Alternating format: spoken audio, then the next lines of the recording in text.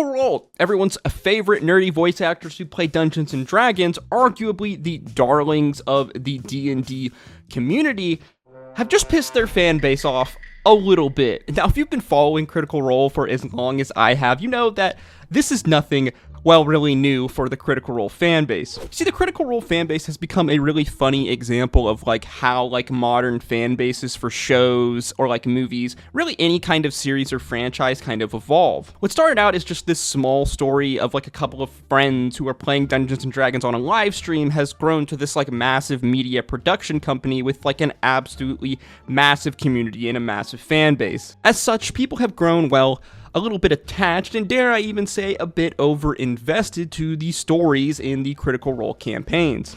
You see, roughly the Critical Role community is kind of divided into 3 factions. 10% of the community are the diehards, the people in the chat and online in the Reddit and on Twitter, wherever, that will to the death defend Critical Role, defend Matt Mercer for any actions that they take, whether in character in the Dungeons & Dragons game, Matt as a DM, or just in general Critical Role as a production company. On the flip side, you have the other 10%, the overinvested watchers. This side of the community is that one Game of Thrones fan that you know, the guy who will constantly rant and complain about what the show did wrong and what he would do better, and seemingly always find something to nitpick and complain about with the show. And then in the middle, you have the other 80% of the Critical Role community, which, watch the stream without chat on. In general, whenever there's kind of a dramatic moment, a little bit of drama, or some tension in the Critical Role community, it comes from these 2 small 10% of the community sides clashing heads with each other. And wow, did this happen from Critical Role's most recent episodes of their campaign, Critical Role Campaign 3, episodes 92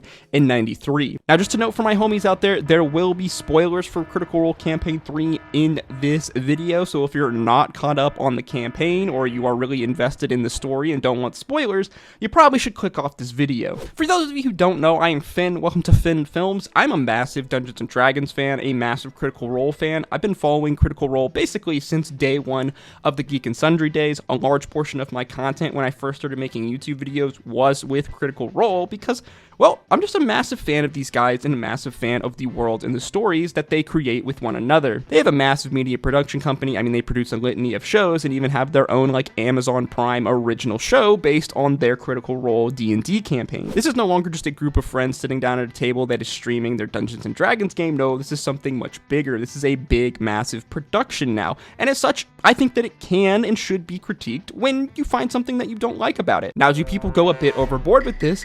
Yes. If you've been in the roleplay tabletop community for any period of time at all, you know that, people can be a bit extreme when it comes to their critiques of roleplay. Look no farther than the Grand Theft Auto roleplay community to see exactly what I'm talking about when it comes to over-invested viewers.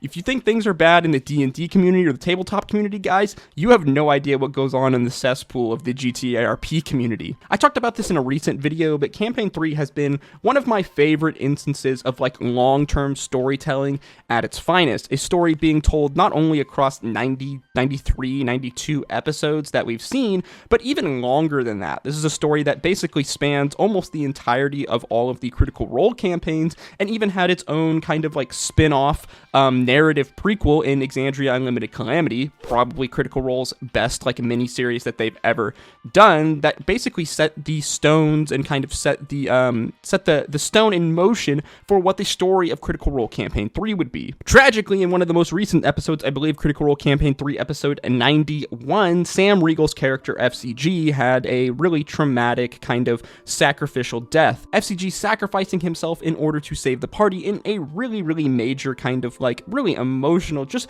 great roleplay moment. I mean, the roleplay hits hard whenever you have literally the people on the stage, on the screen, crying from their fellow players' actions. Unfortunately, though, this really dramatic, intense moment was followed up in the next episode by a filler episode? Now, Critical Role is no stranger to a filler episode. This happens from time to time, and I don't blame them. I mean, they stream crazy hours. Most of their episodes are between 3 to 5 hours long, and they do this weekly. They have a massive amount of content, so every now and then there's going to need to be downtime. There's going to need to be some kind of filler episode.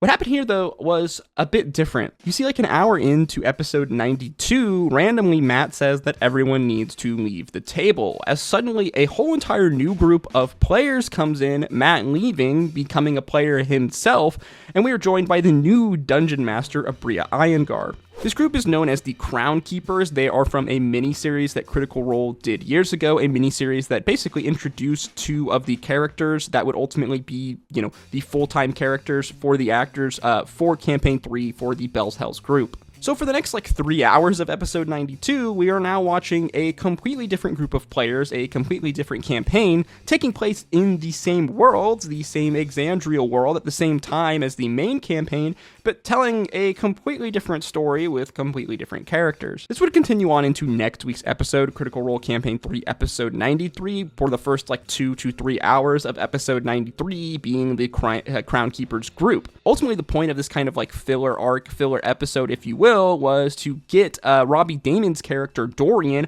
who was once a former member of the main group, at least for the first couple of months of Critical Role Campaign 3, back into the story of Campaign 3, back into the group. Now, I didn't mind this too much. Why the Crown Keepers EXU Kaimal isn't my favorite of the Critical Role miniseries. It's not bad by any means. It's definitely not for everyone, but let me tell you, a big section of the fan base was not happy. And honestly, I don't really blame them too much. It kind of felt like this filler arc with the Crown Keepers was just dropped on us out of nowhere in the middle of the episode, almost like we were kind of baited into watching it. I probably wouldn't have minded it too much if it was a known ahead of time that this was going to happen, that we were going to have a 4 or 5 hour split over the course of 2 episodes for a completely different group, that you really didn't need to watch it all to have any kind of context for the overall story of Campaign 3. While yes, there is some lore information that is good to know for the story of Campaign 3, ultimately at the end of the day, nothing super important happened in this kind of side arc that really matters too much to the ultimate story that's trying to be told in Campaign 3, which is the story of Predathos, the story of a god-eating entity that has come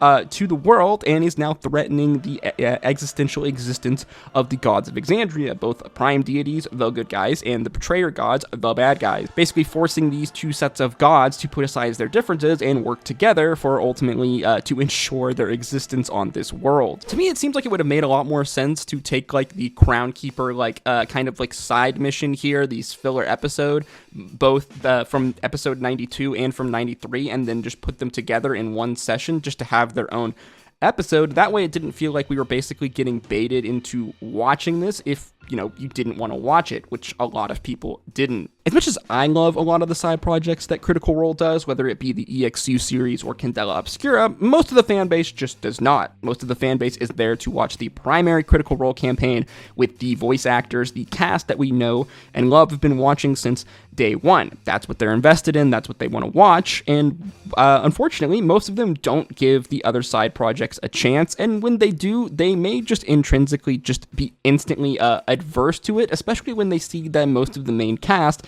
isn't on screen anymore. You combine this with the fact that the EXU Crown Keeper series is DM'd by Aabria Iyengar, an absolute gem of a person, but a person that is a different dungeon master than Matt Mercer. She has a completely different style of DMing than Matt Mercer. This alone is instantly going to put people off, and they're not going to watch it, which is fine. At the end of the day, if that's not your cup of tea, you don't have to watch it. And I think that a lot of the critiques that are made of Aabria, especially in the Critical Role verse, are pretty valid when it comes to her DMing style. You either love it or you hate it. Aabria has a much more kind of free-flowing, almost movie-type DMing style when you compare her to Matt Mercer. She's much more willing to break the rules whenever she sees fit for the narrative purpose, and as such, people may be adverse to this type of DMing style. I'm not saying that Matt's DMing style is better or worse than Abria's. I'm not saying that Abria's is better or worse than Matt's. They're just different, and different audiences are going to like one more than the other. Obviously, the Critical Role audience has been conditioned to Matt Mercer's DMing style, so they're probably going to be a bit adverse when anyone else comes into DM. unless it's Brandon Mulligan. You have a poison in your mind, and the fact that you can't see it makes me so sad. As I said in the beginning, seemingly the whole entire purpose of this kind of filler arc, this side arc with the Crown Keeper crew, was just to get Dorian to meet back up and join with the main party. Now, if you don't know anything about the Crown Keepers, this EXU crew, here's a little bit of speedrun lore. So basically the main story of the Crown Keepers revolves around this crown, the crown of the Spider Queen, a vestige of the Divergence and arms of the Betrayer, basically a super powerful magical item created by a god, in this instance Lolth the Spider Queen, a bad god. Basically the whole point of the story of this group was just to transport this crown, this really dangerous object, until, well, you know, players do what they're going to do, and one of the players decides to put it on, now basically making a bargain with Lolth and becoming a champion of this Betrayer god. One of the best things about this filler episode, I will say, is that we actually get to see the kind of existential dread from the gods. We see that Lolth the Spider Queen is genuinely scared for her existence, as now there is a threat to her existence, an actual threat that could actually kill a god, aka Predathos. The majority of this side arc being a massive combat between Opal, the character that put on the crown and is now the champion of the Spider Queen, and the rest of the party. And this is where things start to go a little bit off the rails. This combat lasted like basically 3 hours, and most of that had to do with the way that Aabria tells the story, taking time to tell basically like long-winded story beats in the middle of the combat live. Don't think there's anything wrong with this, it's just her DMing style, but it definitely does slow down the pacing of the combat when you take like 5 to 10 minutes breaks in the middle of a live combat session to do roleplay scenes. Nothing wrong with that, again, that's her DM style, it's cool. Sometimes it hits really hard, sometimes it doesn't. That's just the way it is. I think this poster on Reddit, Farley, really sums it up really well when they say, okay, I think the whole Crown Keeper interlude was a raw mess, and the fight had serious pacing issues, but I thought as storytelling, it was great. I think Abria's DM style is very different, and she likes telling and revealing the story as part of the combat much more, which ends up slowing it down a lot, and it feels a lot more frustrating to those of us used to something more fast-paced. But ultimately, it produced some amazing RP moments from both DM and players alike. Also, she's effectively having to recap weeks of the Crown Keeper story in one fight, which I think is hard to do, and she did pretty well. So yeah, messy and frustrating at times for sure. Vibes off the chart and amazing RP? Yes, you bet. Welcome to Abria's DM style. I think this is a pretty accurate description. While, yes, these kind of side filler arc did drag on a bit, I won't say that it didn't. There was some really awesome major roleplay story moments if you're just a fan of the roleplay, the story as a whole. I actually do recommend giving this filler episode a watch, as I don't think it was as bad as a lot of people complained. But then again, if you were not a fan of the Crown Keepers, you're not a fan of the side project of Critical Role, I totally get why you would be a little bit upset that all of a sudden it feels like you're ambushed with something that's not what you thought it was going to be, especially at a time in the story when it feels like we shouldn't be taking like weird little detours, I guess. As well, people were seemingly really mad about a one little chromatic orb spell that took place during this combat. Robbie Damon using the chromatic orb thunder variant spell, which apparently Aabria decided to do AoE damage with it, killing the character's brother. This is just one of many examples of Aabria changing rules as written on a spell for narrative flourish,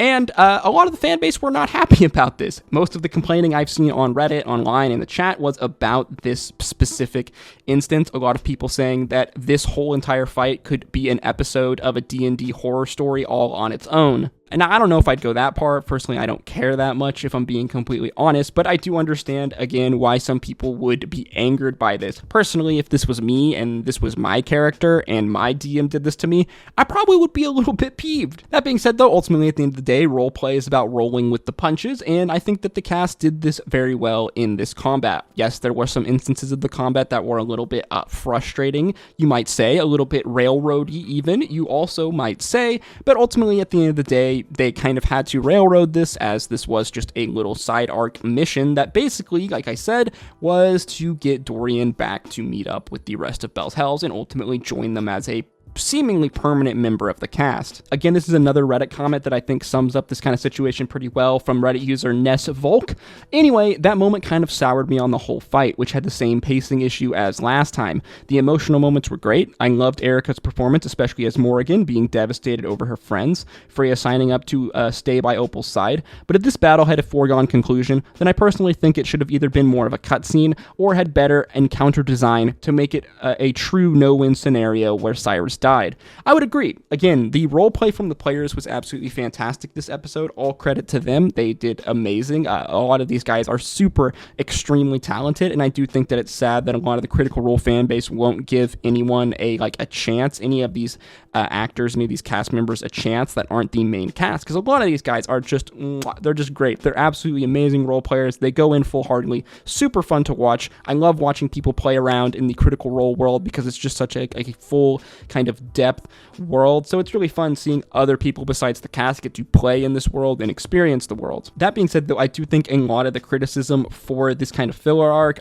is pretty valid. Some of it may be a bit too harsh, but I do think that it is pretty valid. I mean, Aabria herself is a relatively divisive person in the Critical Role kind of universe. Her DMing specifically, like I said, you either love it or you hate it, and I don't think there's anything wrong with that. She's vastly different from Matt Mercer, a dungeon master that the fan base have been conditioned to love over hours and hours, like hundreds of hours of content. So it makes sense that they would be a bit averse to someone whose DMing style is a bit different. At the end of the day, none of this really matters that much. This is just a silly Dungeons and Dragons show that we all watch for fun, but I do understand why people that are fans get a little overinvested or even just want to complain a little when they get disappointed by their favorite show, even if it is just a Dungeons and Dragons show. This is really normal. This is going to happen with any kind of story, any kind of major show, and Critical Role is no longer just a Dungeons and Dragons group of friends that are streaming online. This is a high-produced show. This is a show with a massive fan base, a massive amount of people watching it with certain amount of expectations. Obviously, not everyone is going to be happy. That is normal, but I do think that we have to take people's criticisms a lot of times seriously. I think that for too long, the Critical Role community, especially that 10% that are the diehards, are way too adverse to any kind of criticism for whether it be, the story, players' roleplay decisions, what have you. Of course, on the flip side, there are people who are like RP critics that go way too far, whether they're personally attacking people or they're just nitpicking over stuff that doesn't matter at all. But I think that ultimately these two sides make the problem worse because one side maybe overly criticizes while the other side is adverse to any criticism at all, no matter how valid it is. They basically put their hands over their ears and say, la la la la la, don't talk in the chat, we don't want to hear it. Ultimately, at the end of the day, this doesn't affect the story of Campaign 3 really at all. The story of Campaign 3 is still going to continue on, and I imagine it's still going to be as good as it has been the entire time, as in my opinion, Campaign 3 is probably one of the best, if not the best, story that Critical Role has told so far, excluding EXU Calamity as its own miniseries. I do, though, think that this is a really, primary example, a kind of snapshot of a problem the Critical Role community has had for a long time. One side being not open to any criticism of their favorite show and their favorite people at all. The other side being probably a little bit too criticism happy, if not a bit too nitpicky, or sometimes just outright rude and mean. There is a happy balance in the middle that we can strike here. I do think that it's completely fine and okay to criticize Critical Role if there's something about the story that you didn't like, or something about, the way they're playing Dungeons and Dragons that you don't like. You can still criticize the show and watch it. A lot of people say if you're criticizing it, don't be here. We don't want you here. That's a little weird, if I'm going to be honest. I do think that you can be a massive fan of the show and still criticize it, still have some issues with it. I don't think there's anything wrong with that. I think that should be encouraged. It just shows that you are invested as a fan. How I've criticized the show multiple times in a series of videos, and I am still a massive Critical Role fan. At the end of the day, it doesn't affect how much I love these people and how much I love the stories that they're trying to tell, but I do think that sometimes they get some things wrong, whether it's from a kind of production standpoint, like just randomly putting a filler episode in the middle of 2 episodes where it feels like it's being sprung on us, or just decisions that were made in roleplay or decisions that were made in the game itself. At the end of the day, though, this is supposed to just be a fun Dungeons & Dragons show that we watch online. It's okay to get invested, it's okay to criticize it a little bit, but let's try to pull ourselves back and take a deep breath and just remember that this show is supposed to be about entertainment. If you find yourself watching an episode that makes you mad or angry, you should probably turn it off, maybe skip that part, and just go to the next episode. As I promised, it's really not that big of a deal. As always, though, these are just my thoughts and my opinions, so feel free to let me know yours in the comment section down below. What did you think of this kind of filler Crown Keeper arc for Critical Role Campaign 3, did you like it? Did you not like it? Did you think some of the criticism was valid? Or do you think that people are just, well, they just be hating? If you did enjoy this video and learn something new, please make sure you like, comment, and subscribe, as that is the easiest way to help support me. If you did enjoy this video and you want to see some of my other videos about either Critical Role or Dungeons & Dragons, then click one of the videos on screen now. I definitely recommend this one right here, a story of how the 80s almost canceled D&D. As always, guys, once again, thank you so much for watching. I hope to see you in the next one. Stay safe out there. Drink your water. Hug your mother. Until next time, peace, love, Adu.